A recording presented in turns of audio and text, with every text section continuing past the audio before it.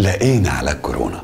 لقاحات كتير ظهرت للنور وبدأنا ندور على الأنسب اللي هيقدر يوصل للعالم كله ويخلصنا من الكابوس اللي عايشين فيه بقالنا سنة. بس الموضوع مش سهل زي ما انت فاكر. اللقاح دلوقتي عامل زي المناطق المتنازع عليها، كل الناس بصلها ومستنية التاني يغلط عشان بس تخطف اللقاح أو أي بيانات عنه. وده خلق حرب جديدة، حرب عالمية باردة بتتصارع فيه الدول على حاجة واحدة بس. وزي أي حرب باردة، الحرب مش أسلحة، دي حرب بيانات ومعلومات وتسريبات، والأذكى هو الكسبان. اعمل لايك وشير لو انت على الفيسبوك، وسبسكرايب لو بتشوفنا على اليوتيوب، وخلينا نشوف ليه العالم بعد ما قرب يوصل للقاح لسه في قلق وفي مشاكل. انا احمد سلامة زي الكتاب ما بيقول.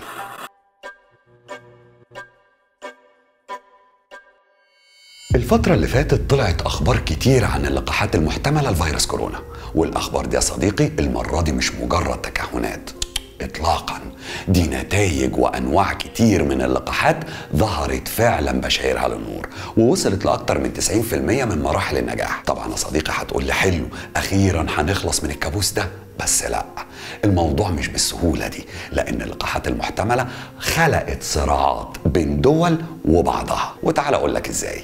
بس قبل ما أقول لك تعالى أديك نبذة عن اللقاحات الموجودة على الساحة دلوقتي. والبداية مع شركة أسترازينيكا البريطانية، واللي رأس مالها حوالي 136 مليار دولار، وصاحبة الفضل في صناعة دواء كريستور لعلاج أمراض القلب.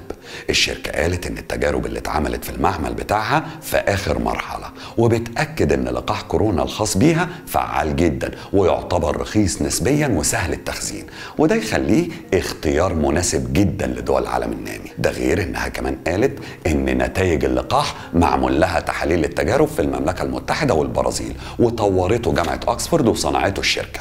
والحلو فيه إن لغاية دلوقتي محدش من اللي أخدوه وجاله كورونا وصلت معاه الأعراض لأنه يدخل المستشفى. وفي الجانب الآخر عندنا الشركتين المتنافسين راس براس، فايزر وموديرنا، واللي صرحوا ان لقاحاتهم فعاله بنسبه 95% تقريبا. شركه فايزر ودي شركه ادويه امريكيه راس مالها حوالي 219 مليار دولار، اما المتصارع الثاني موديرنا ودي شركه ادويه امريكيه برضه راس مالها حوالي 60 مليار دولار بس. يعني يا صديقي خد بالك ان امريكا داخله بحصانين كسبانين في السباق ده. بس المشكله يا محترم ظهرت في نقطه محدش كان متوقعها، وهي ان اللقاحات دي لازم تتحفظ في درجات حراره منخفضه جدا تحت الصفر عشان تفضل صالحة. فمثلا عشان اللقاح يخرج من أمريكا ويوصل لجنوب إفريقيا، فالشحنة دي لازم تقعد طول الفترة اللي هتوصل فيها في درجات حرارة منخفضة جدا في ثلاجات خاصة بيوصل ثمن الواحدة فيهم ل20,000 دولار. فايزر قالت إنها هتعتمد على شركة فرنسية في عملية النقل وتوفير الثلاجات دي، بس حصلت لعبة كده. الشركة الفرنسية قالت إنها مش هتقدر توفر كل الثلاجات واللوجيستكس اللي بتخدم على عملية دولية زي دي. ما هو اللقاح لازم هيروح للعالم كله، وقالت إنها هتحتاج قرض كبير من الاتحاد الأوروبي. بس المحللين بيقولوا إن الشركة بتحاول تاخد القرض ده عشان تزود خطوط إنتاجها وتكبر وتستغل الفرصة وتحقق أكبر مكسب من الموضوع. ما هو كله بيحاول ياخد نصيبه من التورتة يا صديقي، ودي كانت نقطة زيادة لصالح العقار البريطاني، لأن في الوقت اللي بيتخزن فيه لقاح استرازينيكا في درجة حرارة 8 مئوية، لقاح فايزر بيتخزن في درجة حرارة 70 تحت الصفر، ولقاح موديرنا هو اللي قريب من اللقاح البريطاني لأنه بيتحفظ في درجة حرارة من 20 درجة تحت الصفر لحد 2 درجة مئوية. بس اللقاحات الأقل في درجات الحرارة دي عشان تتخزن وتتنقل في جو بارد زي ده هتحتاج تكلفة عالية جدا. ده غير طبعا إن اللقاح البريطاني أرخص بكتير، يعني الجرعة بتتكلف 2 دولار ونص، يعني 5 دولار للجرعتين لكل فرد، على عكس فايزر وموديرنا تماما، واللي قالوا ان سعر الجرعه ما بين 15 و 25 دولار، يعني الفرد ممكن يدفع حوالي 50 دولار عشان يحصن نفسه. والاسعار دي بناء على الاتفاقيه اللي عملتها الشركات لتزويد الحكومه الامريكيه باللقاح. والمشترك بين كل اللقاحات دي يا صديقي ان لازم تيجي عليها موافقه من منظمه الدواء قبل توزيعها. فيا ترى لو الارخص وصل الاول هيتوافق عليه قبل الغالي عشان ينقذ العالم، ولا الموضوع بيزنس اكتر وعشان تعيش لازم تدفع؟ وده ياخدنا محترم لحرب اللقاحات اللي دايره بين الدول. والحرب المره دي صديقي حرب هاكينج وتسريب معلومات، المعلومات الخاصه باللقاحات اللي معتمده عليها الدول دي في الالعاب السياسيه. الخبراء بيقولوا ان زمان كان الهدف الاساسي هو سرقة الاسرار اللي ورا تصميم اللقاح واستهداف مئات من شركات الادوية ومختبرات الابحاث والمنظمات الصحية في العالم كله. الصراع ده صديقي دخل فيه وكالات استخباراتية غربية، من ضمنها مركز الامن السيبراني الوطني البريطاني اللي بيشتغل من ورا الكواليس مع شركات الادوية ومختبرات الابحاث ومتخصصين الامن السيبراني، واللي وصفوا محاولات الاختراق انها حرب عالمية. وادم مايرز نائب الرئيس الاول لمتخصصين امن تكنولوجيا المعلومات لشركة كراود سترايك قال ان دول زي روسيا والصين متورطين في اختراق الشركات والوكالات الغربية على مدار 20 سنة، يعني مش من ساعة كورونا بس. وبشكل غير مباشر قال ان من مارس اللي فات كانوا مركزين على موضوع واحد بس، طبعا قصده كوفيد 19. ده غير ان بريطانيا كانت بتتهم روسيا ان في هاكرز روس حاولوا يسرقوا معلومات متعلقة بتطوير اللقاح، وروسيا طلعت وقالت ما حصلش، وان ما عندهاش اي علم بمحاولات السرقة دي. وبالرغم من ان الحرب اللي قدامنا دي موجودة وشغالة من زمان، الا ان حكومات الغرب مش قادرة توجه صوابع الاتهام لاي حد خوفا من التداعيات السياسية الدبلوماسية. يعني مثلا زي بريطانيا اللي خايفة تتهم الصين، رغم ان المركز الوطني للامن السيبراني في المملكة المتحدة قال ان المختبرات في كندا والمملكة المتحدة والولايات المتحدة كانت مستهدفة من قرصنة الدولة الروسية. الصين كمان قالت ان ابحاثها متقدمة جدا لغاية دلوقتي وما عندهاش دافع انها تسرق حاجة من حد. ورغم كل ده صديقي الاتهامات ما وقفتش. عندك مثلا في سبتمبر اللي فات اسبانيا اتهمت الصين انها سرقت اسرار ابحاث كوفيد 19 من المختبرات بتاعتها. ده غير ان في قراصنة ايرانيين اتوجهت لهم اتهامات بمحاولة سرقة اسرار من شركة الادوية الامريكية جلياد في مايو اللي فات ده. وجلياد دي يا محترم حكايتها حكاية، وتقدر ترجع لحلقة سر دواء كورونا لو عايز تعرف اكتر.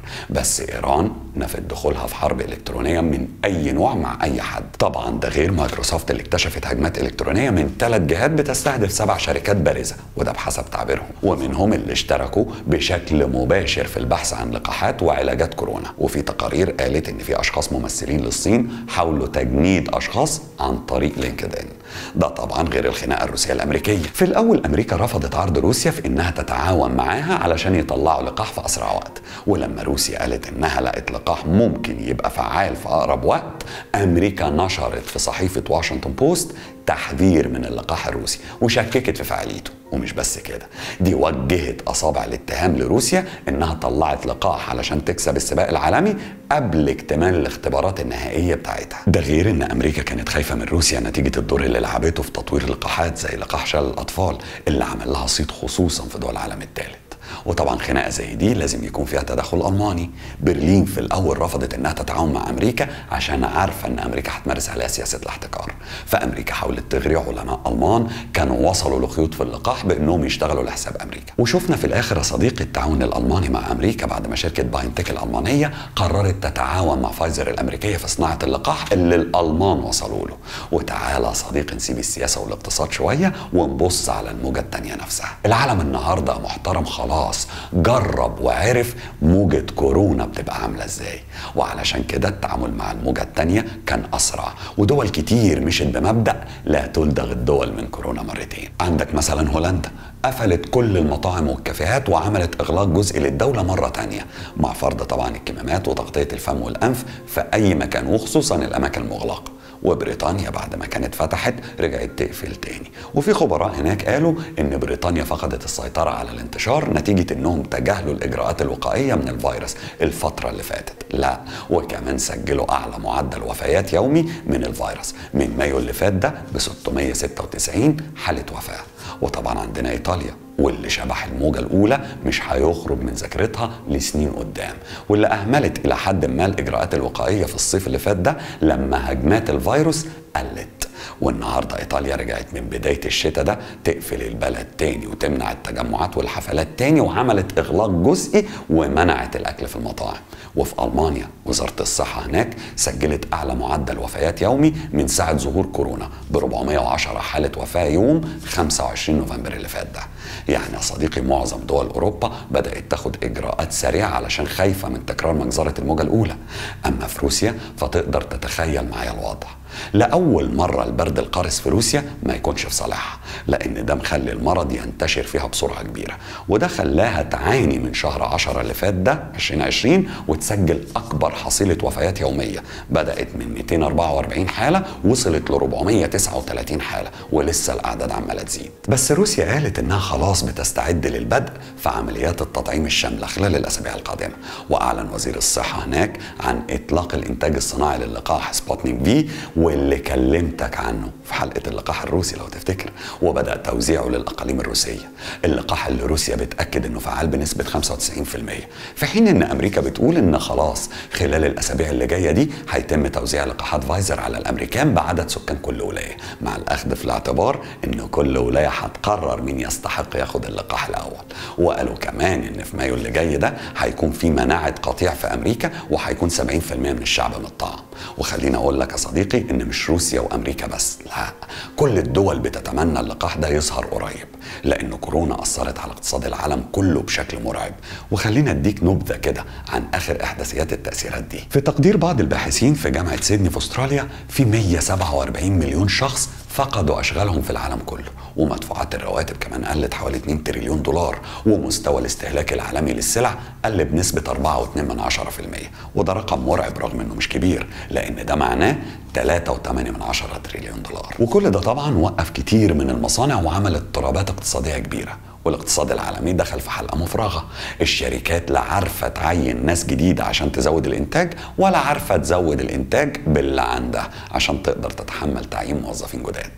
ده غير طبعا الصناعات والاستثمارات اللي حصل فيها ركود كبير، زي استثمارات السياحة والقائمين عليها، واستثمارات النقل البري والبحري والطيران. فمثلا في الطيران الخبراء مش متوقعين ان حياة الطيران ترجع لطبيعتها تاني قبل 2023، وشركة ايرباص بجلالة قدرها اعلنت عن خسارة 2 مليار دولار، وقالت كمان انها استخدمت حوالي 12.5 مليار دولار من احتياطها النقدي في نفس الفترة. وعندك صناعات الطاقة المتجددة واللي قلت استثماراتها بنسبة 34% في الربع الأول من 2020 مقارنة بنفس الفترة السنة اللي فاتت، وده طبعا أثر على التحول اللي العالم كان مقبل عليه من الطاقة غير النظيفة للطاقة النظيفة. وفي كمان صناعة السيارات، شركات كبيرة زي غنو وفولكس فاجن أعلنوا عن خسارتهم لمليارات. وصناعات الصلب والمواد الغذائية والصناعات الإلكترونية، تقريبا يا صديقي مفيش قطاع صناعي في العالم ما تأثرش. طب ده العالم الخارجي، الوضع عندنا بقى في مصر عامل ازاي؟ اولا يا صديقي لازم تعرف ان كورونا وصلت مصر متأخر، يعني بداية الموجة الاولى عندنا كانت قمة نفس الموجة في باقي دول العالم، وده خلى الموجة التانية اللي العالم كله بيحاربها دلوقتي لسه بتبدأ عندنا. وبالارقام، لان في مصر بقى لنا اكتر من اسبوعين شايفين ارتفاع الارقام، وده تزامنا مع بداية فصل الشتاء وبداية تحول الجو من الحر للبرد. فلحد وقت تسجيل الحلقة آخر أرقام تم الإعلان عنها من وزارة الصحة المصرية هي إننا وصلنا لحوالي 370 إصابة يومية، وعدد الإصابات الإجمالي وصل ل 115,911 في الوقت اللي عدد الوفيات فيه وصل ل 6,506. هتقول لي أنت بتقول لنا الأرقام دي ليه؟ ما احنا شايفين وعارفين كل ده. هقول لك يا صديقي كلمة واحدة: النيو نورمال. زي ما قلت لك من شوية، لا تلدغ الدول من كورونا مرتين. في الفترة اللي ما بين الموجة الأولى والتانية، ودي الفترة اللي الأعداد فيها قلت بشكل كبير، دول كتير كانت عارفة إن كورونا لسه ما خلصتش، وإن الأعداد القليلة اللي عندها دي هيجي عليها الوقت وتزيد تاني، وهيبقى في موجة تانية. وده خلى ناس كتير عندها وعي بقرارات الحكومة، فالناس التزمت بالتباعد الاجتماعي والكمامات ونسب الإشغال اللي مقررها الحكومة، واهتمت بالتعقيم والتطهير. وفي دول وشركات كتير فضلت تتعامل اونلاين في شغلها، وكل ده صديق اسمه النيو نورمال. ورغم كل ده محترم، زادت برضه الاعداد في الدول دي بشكل كبير في الموجة التانية، لان ده وباء صديقي، فيروس غير مرئي ممكن غلطة صغيرة تخليه يتمكن منك. عندنا في مصر لسه في قوانين متطبقة بشكل جزئي، والقوانين دي لو التزمنا بيها هتفضل محافظة مصر على النسب القليلة اللي العالم كله لسه بيدرسها، واللي حصلت عندنا في الموجة الأولى وأقل كمان بكتير. بس للأسف ده مش بيحصل، لأن في الوقت اللي العالم كله فيه بيرجع للنيو نورمال اللي حكيت لك عليه ده، احنا هنا في مصر رجعنا للنورمال اللي كان موجود ما قبل كورونا. قلعنا الكمامات وما التزمناش بالتباعد وبنتصرف تصرفات كتير غلط ممكن ترجعنا لنقطة الصفر تاني أو تحت الصفر كمان لو عايز. الموجة التانية وبشهادة العالم كله على قد ما هي أخف شوية كمرض إلا إنها أشرس في الانتشار. يعني الأعداد اللي شفناها في قمة الموجة الأولى دي ممكن توصل لإنها تتضرب في 2. وأكيد أنت فاكر يا صديقي قد إيه حبسة البيت والحجر الصحي كانت تجربة مؤلمة قوي. أكيد في حد في عيلتك خسر شغله أو حتى مرتبه نزل النص. أكيد دايرة معارفك القريبين فيهم اللي جاله كورونا، وممكن يكون فيهم اللي راح ضحية الوباء بعد الشر عنا كلنا. وكل ده كان ممكن تمنعه بالالتزام بالإجراءات من الأول. فتعالى صديقي نمنع ده يحصل مرة تانية، ولو كده هيحصل فعلى الأقل ما يبقاش بالشراسة دي. بص يا محترم، أيا كان مين اللي هيطلع اللقاح ومين اللي هيعمله، أهم حاجة لازم يكون في ضمان عدالة التوزيع بشكل متساوي بدون أي اعتبارات سياسية أو عنصرية.